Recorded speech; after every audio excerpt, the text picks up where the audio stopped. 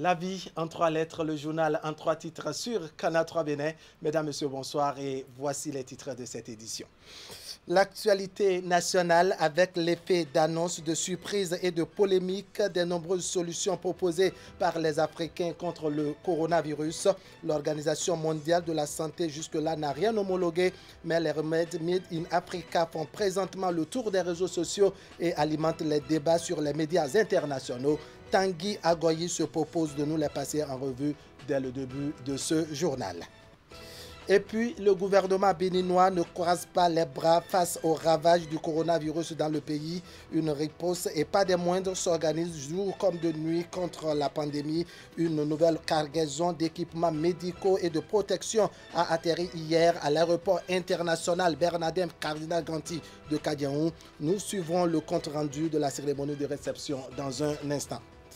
En titre également, les fidèles musulmans s'inclinent devant Allah ce soir pour observer le jeûne durant un mois, une pratique qui intervient cette année dans un contexte de crise sanitaire mondiale. Cela implique donc des changements dans les habitudes. À Nati Tengou, les disciples de Mahomet se disent prêts à entamer ce mois de Ramadan malgré la morosité économique. Nous verrons comment ils s'y prennent avant la fin de ce journal. Voilà pour le sommaire. Bienvenue. Bonsoir à tous. Pour la première fois depuis l'apparition du coronavirus, les chefs d'État de l'Afrique de l'Ouest décident de se mettre ensemble pour une synergie d'action contre la pandémie. C'est à la faveur d'un sommet extraordinaire par visioconférence de la communauté économique des États de l'Afrique de l'Ouest tenu ce jeudi matin. Un conclave au cours duquel la situation sanitaire de la sous-région a été analysée et une série de décisions a été prise pour contenir cette urgence. Le point des travaux nous est fait ici par le ministre béninois de la coopération, donc chargé des affaires étrangères. On écoute Aurélien Agbenossi sur des propos recueillis par Narcisse Alossé. Ce qui ressort de leurs travaux, c'est d'abord le fait du constat qu'ils ont fait que cette pandémie risque non seulement de remettre en cause les efforts de développement qui sont en cours dans nos pays.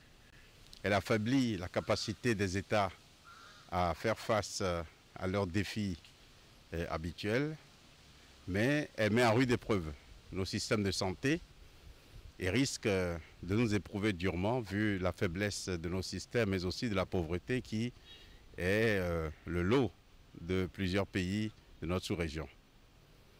Mais les présidents sont tombés d'accord pour faire converger leurs efforts. Ils ont désigné le président du Nigeria, le président Buhari, pour être le champion de la CEDEAO, pour s'occuper de la mise en commun, de la coordination de leurs efforts. Et ils ont convenu aussi de mettre en place un mécanisme qui permet d'échanger non seulement les pratiques, les bonnes pratiques qui ont été utilisées par les uns et les autres. Ils ont convenu aussi de mettre en rapport les équipes scientifiques qui travaillent dans les pays, mais également tous les mécanismes qui ont été de manière ad hoc créés devraient pouvoir, dans le cadre de la CEDEAO et grâce à la coordination de la Commission, contribuer à affiner la réponse, contribuer à renforcer les plans de riposte pour que les populations de notre espace régional de la CEDEAO soient protégées et mises à l'abri dans toute la mesure de possible, avec tous les moyens possibles. Le président a participé aux travaux toute la matinée et je suis heureux de constater que les solutions qui ont été présentées par divers pays, pour la plupart, sont des solutions qui empruntent beaucoup à ce que nous avons fait ici. Et sur plusieurs plans, le Bénin est fortement en avance et cela est réconfortant.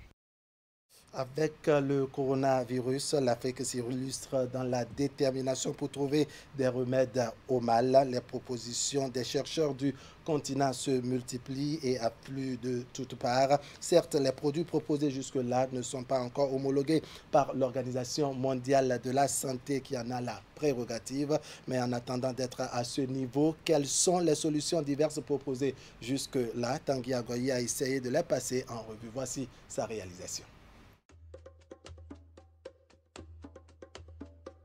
la recherche d'une solution pour stopper ou ralentir le coronavirus dans son dessein funeste de dévastation à grande échelle, les scientifiques étalent leurs divergences à travers le monde et leurs idées s'entrechoquent. Sur la table des propositions de solutions, il y a les options jusque-là discrètes et un échafaudage dans les laboratoires, et les alternatives proposées ça et là à la télévision ou sur les réseaux sociaux et vivement contestées ou à tout le moins non encore validées ou carrément déconseillées par l'Organisation mondiale de la santé. Dans ce dernier lot, c'est la chloroquine qui ouvre la marche avec un certain Dr Didier Raoult.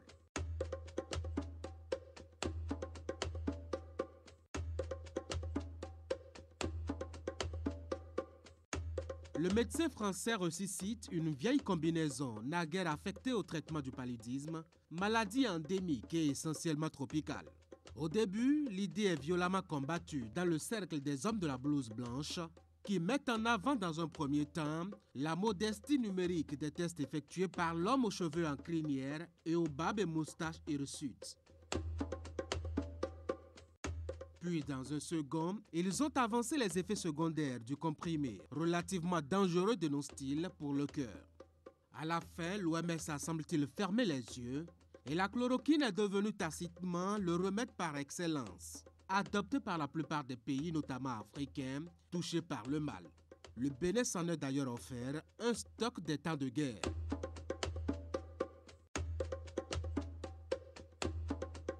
Et justement, parlant du Bénin, une voix s'est fait entendre depuis sa métropole économique, peut-être un peu trop abondamment, pour proposer elle aussi un ancien remède dont les effets sur la maladie infectieuse seraient sans concession.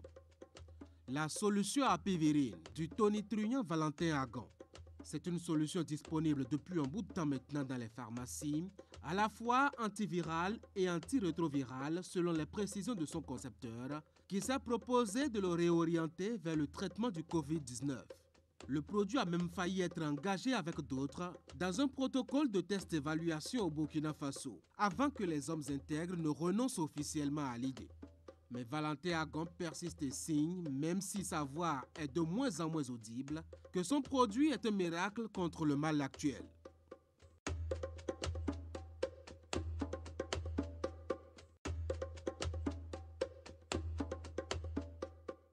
Une troisième proposition nous vient d'une île, Madagascar. Elle est fortement défendue par le président lui-même, qui a organisé la médiation autour du Covid organique. Ici aussi, on a juré de l'efficacité de la boisson sur 2 personnes, fabriquée à partir de l'artémisia. C'est une plante connue pour ses vertus thérapeutiques contre le paludisme, encore lui, mais difficilement promue à cet effet sur le continent. La souche malgache d'artémisia est célèbre avec des effets particulièrement certains et imparables face au palu. Mais pour le coronavirus, l'OMS attend d'en être un peu plus sûr. Comme avec les précédentes propositions, l'Organisation mondiale se montre réservée et prudente face à des idées venues pour la plupart d'Afrique, le continent visiblement passé désormais de l'attentisme traditionnel qu'on lui connaît à la proactivité.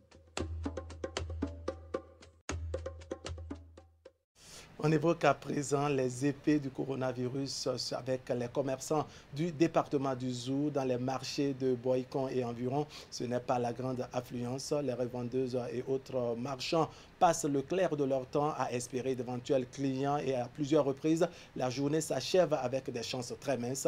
À cela s'ajoute la flambée et la rupture du stock de certains produits de grande consommation. Voici le constat fait par Imet Hélène Amoussou dans le marché central de Boycon. La maladie fait rage depuis quelques mois dans le monde. Au Bénin, à ce jour, plus d'une 50aine de cas sont confirmés, un décès constaté et près d'une 30aine de personnes guéries. La peur engendrée par le coronavirus est perceptible et des mesures ont été prises par l'exécutif en vue de limiter la propagation. Conséquence, le port de masque est obligatoire ou recommandé selon les localités. Les déplacements limités, plusieurs secteurs d'activité tournent au ralenti. Il y a une maladie qui est arrivée, coronavirus. Pour cela, on a fermé beaucoup de frontières dans le pays, beaucoup de voies. Donc, les produits ne peuvent plus venir comme ils devraient venir. Pour cela, les prix ont augmenté. Tout est cher dans le marché. Une partie, il y a le confinement, les choses sont devenues chères. Les choses sont devenues chères. On en a des problèmes. C'est difficile. Tout est devenu cher aujourd'hui.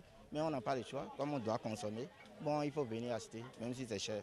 Dans le zoo, principalement à Abomey et à Boycon, les marchés et autres espaces de vente ne s'animent plus comme avant.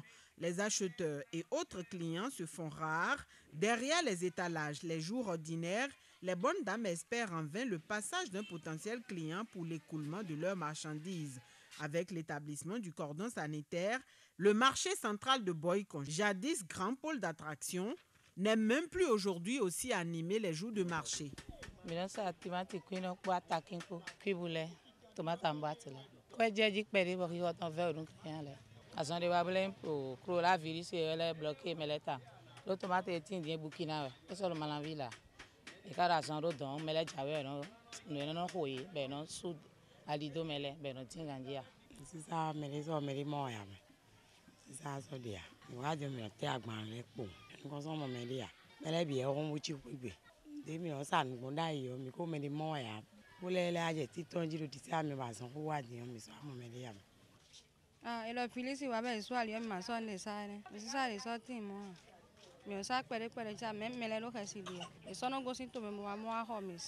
Aux différentes plaintes des revendeuses s'ajoute la flambée des prix de certains produits de première nécessité. Cette situation s'est aggravée avec la rupture du stock d'autres produits.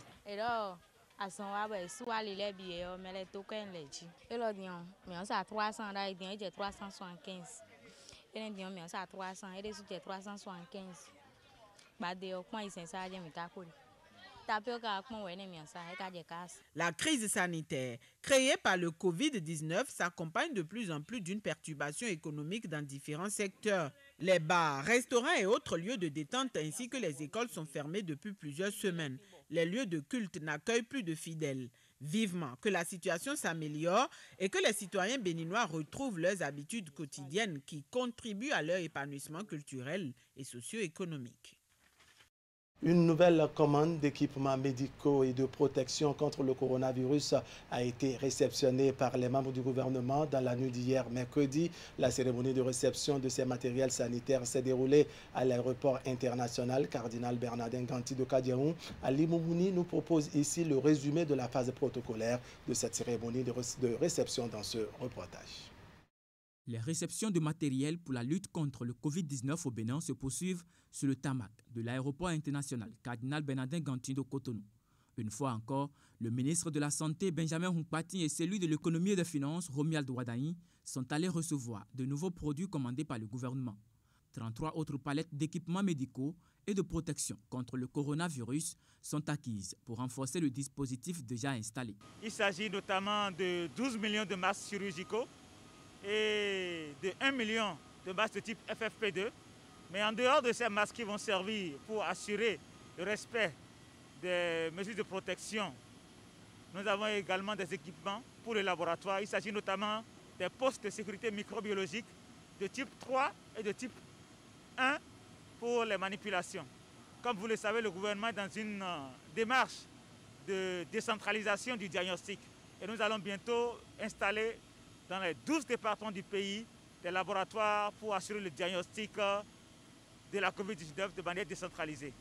Ainsi donc, nous allons rapprocher le service des populations et pouvoir asseoir notre stratégie de dépistage et de traitement. Cette cargaison intervient à la suite des équipements de laboratoire reçus par le gouvernement il y a quelques jours. Lesquels équipements permettent au Bénin aujourd'hui d'avoir une capacité de réalisation de 16 000 tests de Covid par jour. D'un autre côté, le gouvernement a bénéficié de l'appui de plusieurs structures opérant sur le territoire béninois. Il s'agit de Auris Énergie, le laboratoire pharmaceutique Sanofi et la communauté indienne résidant au Bénin. Leur geste s'est matérialisé par des enveloppes financières et des produits pharmaceutiques. La remise de ces dons s'est déroulée au cabinet du ministre de la Santé. Reportage Ingrid et Ouliati Sanoussi.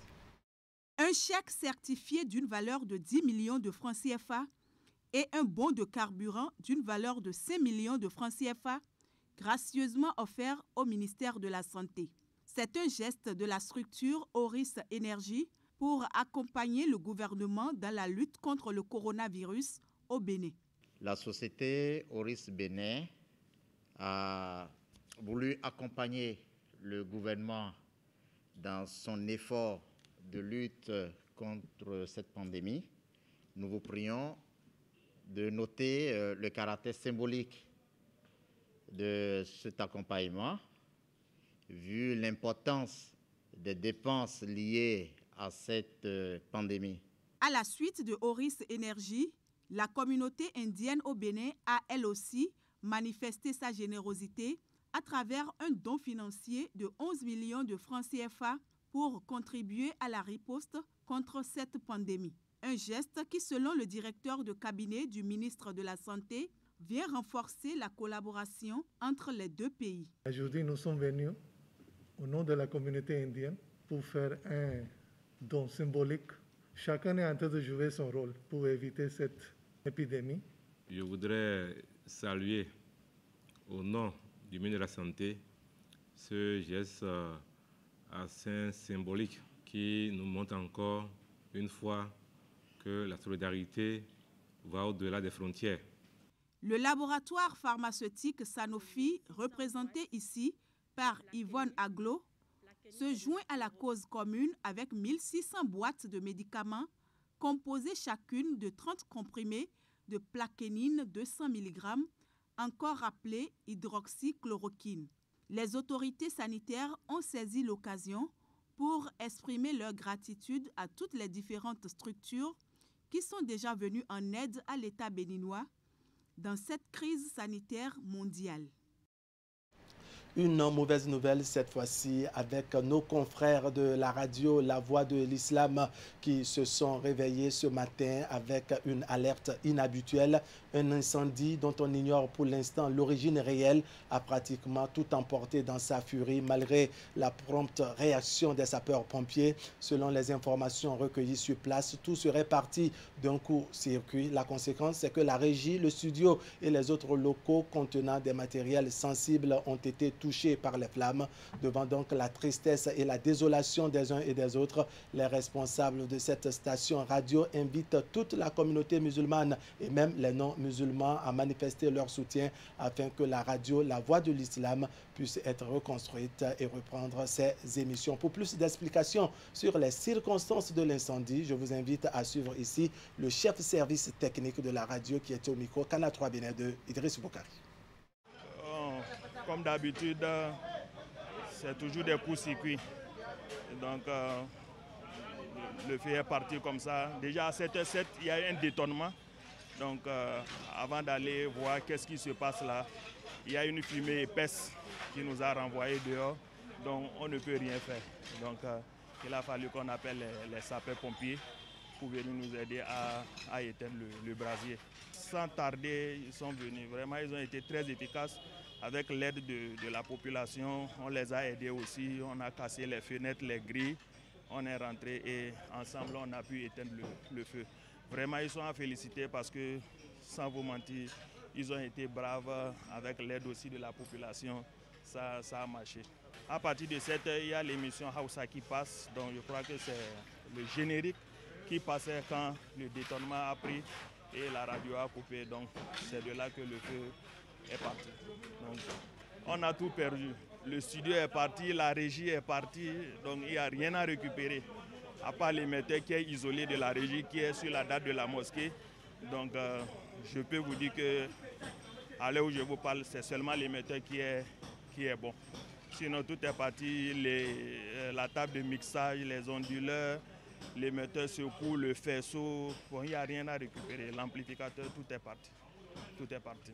Parce que dès demain, on commence les carèmes. Donc, déjà, c'est passé sur les réseaux, WhatsApp, tout le monde a vu, on nous appelle et alhamdulillah, je sais que même si on ne dit rien, les fidèles vont contribuer pour que dans un bref délai, la radio puisse émettre. Voilà. Voilà, le jeûne musulman de l'année 2020 démarre demain vendredi 24 avril. C'est ce qu'on peut retenir de la déclaration faite hier mercredi par l'Union islamique du Bénin. L'information est donnée par le président de l'UIB lors d'un point de presse tenu à la mosquée Kadhafi à Cotonou. Je vous propose ici un extrait de la déclaration de l'imam Assipatou Ali Amoussa qui invite par ailleurs les fidèles musulmans béninois sur les comportements à adopter au cours de cette période de coronavirus. On l'écoute. Le mercredi 22 avril 2020, correspondant au 29 Chaban 1441 de l'an hégirien, le Bureau exécutif national n'a pas pu dûment constater la vision de la nouvelle lune. La vision de la nouvelle lune s'étant avérée impossible à établir au Bénin et dans les pays musulmans consultés. La durée de ce mois de Chaban du calendrier hégirien est de 30 jours. Ainsi, conformément aux recommandations prophétiques et après concertation avec les responsables départementaux et des personnalités de notre communauté, le Bureau exécutif national de l'Union islamique du Bénin vous informe que le premier jour du mois de Ramadan de l'année 1441 de l'Hégire est le vendredi 24 avril 2020. Le contexte sanitaire que nous connaissons actuellement requiert les aménagements suivants dans la manière de vivre ce mois important du calendrier musulman. 1. Les mosquées resteront fermées au public et aucune activité n'y sera organisée en dehors des appels, yani el-azan, qui invitent les fidèles à prier dans leur maison. En conséquence, la prière de Tarawih accomplie chaque soir durant le mois de Ramadan ne sera pas effectuée dans les lieux de culte. Dans un hadith du prophète Mohammed, que la paix et la bénédiction de Dieu soient sur lui, rapporté par Bukhari et Muslim, il est dit, et ceci vaut même en dehors de tout contexte de restrictions pour raisons sanitaires, faites la prière dans vos maisons. La meilleure prière est celle accomplie à la maison, sauf s'il s'agit d'une prière obligatoire. Rappelons que pendant la période allant jusqu'au 10 mai 2020, même les prières obligatoires dans les mosquées sont suspendues. 2. Il n'y aura pas de conférence dans les mosquées pour soutenir les musulmans et leur permettre de continuer à vivre leur spiritualité dans la sérénité.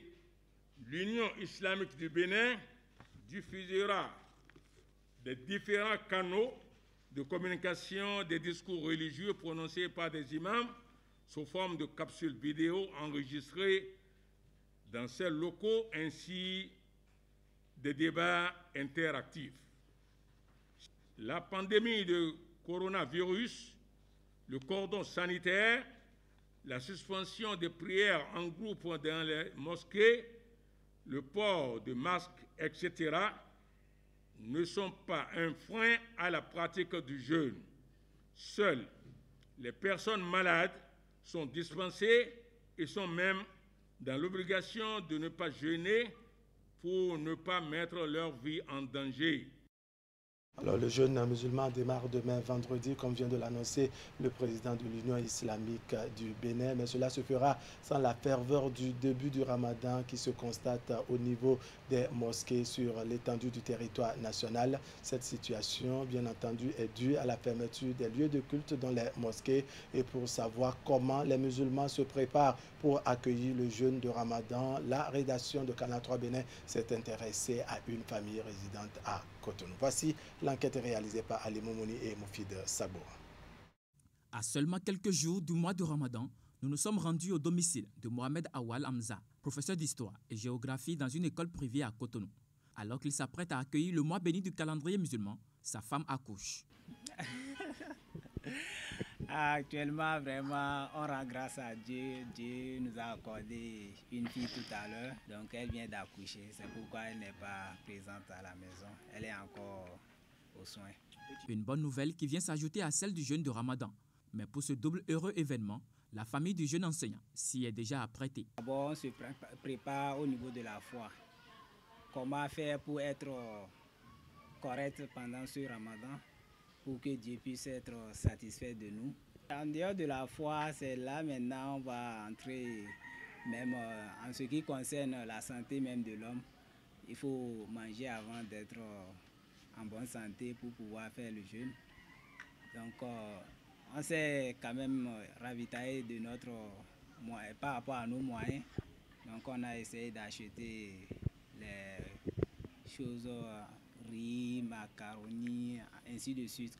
Mais la fermeture des mosquées et les lieux de culte au Bénin pour cause de coronavirus n'arrange pas sans doute les choses pour les musulmans. La ferveur souvent constatée au cours de la période du jeûne musulman ne sera certainement plus la même. Tous les fidèles devront prier chez eux, en tout cas jusqu'au 10 mai, date retenue en attendant par la décision du gouvernement. Face à ce phénomène, Awal et sa petite famille ont déjà prévu un espace pour prier en famille. La prière, ça n'aura pas de problème, puisqu'on est déjà habitué par rapport à ce qu'on a déjà vécu les 3 dernières semaines-là. Donc par rapport aux prières, il n'y a pas de problème, on va prier ici. L'exemple, c'est notre lieu de prière, ça où nous sommes assis. Au cas où il n'y aura plus, on peut essayer d'intégrer le salon. C'est vaste et par rapport à notre nombre aussi. Et en tout pour tout, nous sommes au nombre de 6. Moi, madame, sa soeur et mon frère avec les petits-enfants, les 2 enfants qui sont à côté de moi. Donc nous sommes 6. Cette situation est particulière et nouvelle dans la vie du musulman béninois. Mais selon l'imam Abdul Jalil Yessoufou de la mosquée d'Aïdjedo à Cotonou, il n'y a aucun mal pour les fidèles de prier chez eux en cette période de crise sanitaire mondiale. Il n'y a pas en réalité de souci à se faire parce que tout ceci est prévu. Les conditions ne s'y prêtent pas, donc chacun prie chez lui à la maison et en famille. Et je voudrais encore demander à chacun de nous de vouloir respecter scrupuleusement les décisions, sinon les mesures prises par rapport à cela. Et le respect de cela est aussi religieux. Selon les enseignements islamiques, la prière en communauté est plus bénéfique que celle individuelle.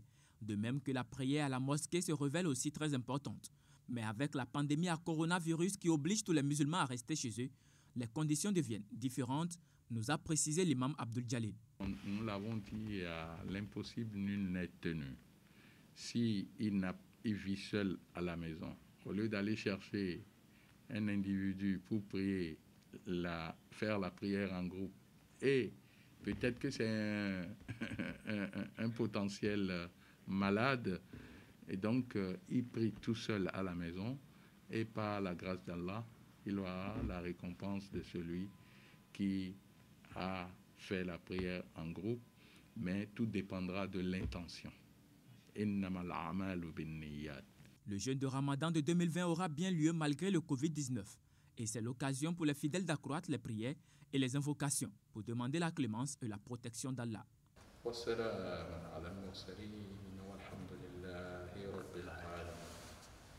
En Atitengou également, les fidèles musulmans se disent prêts pour démarrer le jeûne musulman sous fond de Covid-19. Les habitudes et les réalités vont changer, mais Allah est capable selon les fidèles rencontrés dans la cité des Nanto. Compte rendu maintenant, Régis Hippolyte Agosso. Moins de 48 heures nous séparent du démarrage du jeûne musulman. 29 à 30 jours de privation de tout genre, du lever au coucher du soleil, au cours desquels les fidèles musulmans s'adonneront à d'intenses prières et à des œuvres de charité.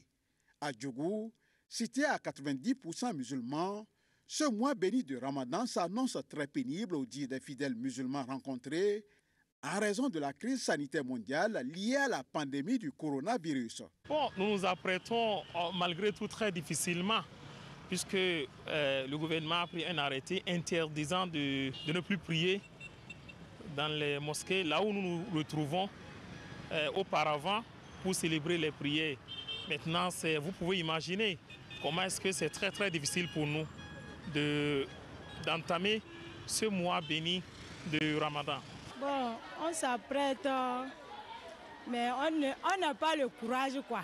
Parce que comment ils ont fermé les mosquées, tout et tout là, on n'attend pas. Le carême là, on ne sait pas si ça va bien donner, si ça ne donne pas. Toutefois, cette mesure de fermeture des lieux de culte ne sera pas un obstacle pour ces fidèles musulmans qui entendent tout de même entamer ce mois de jeûne en respectant les gestes barrières et la distanciation recommandée par le gouvernement béninois. Les mesures qui ont été prises, nous avons par exemple les cache-nez et la distance d'1 mètre, n'est-ce pas? Si il peut nous imposer ça, nous allons respecter.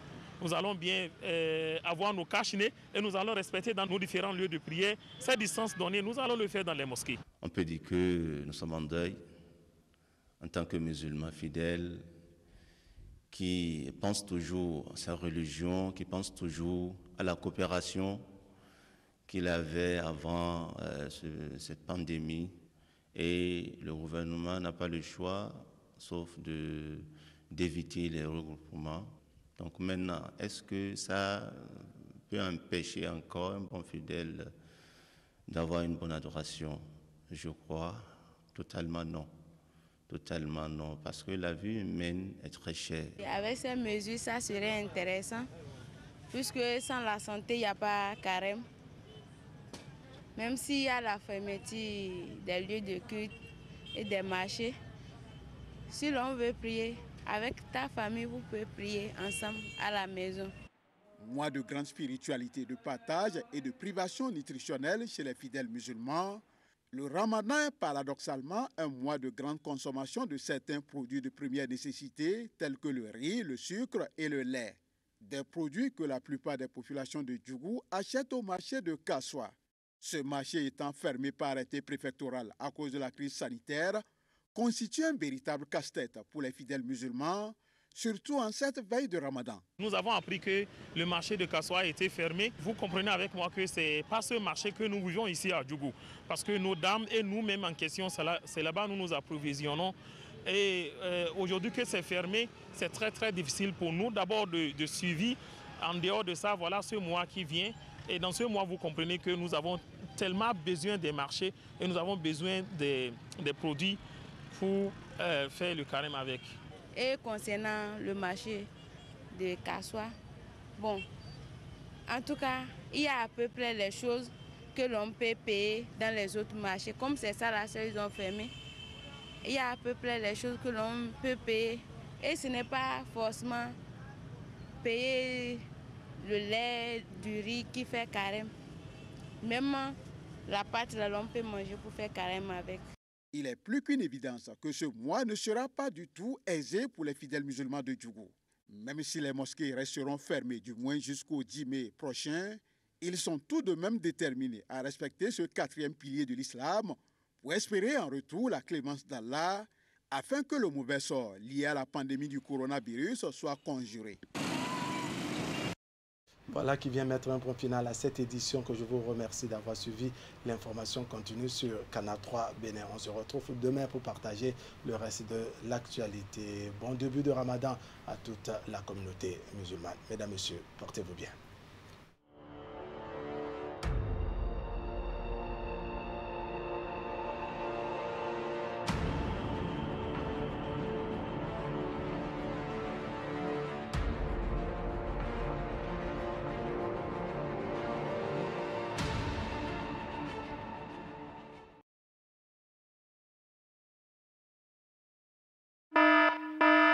Alerte coronavirus.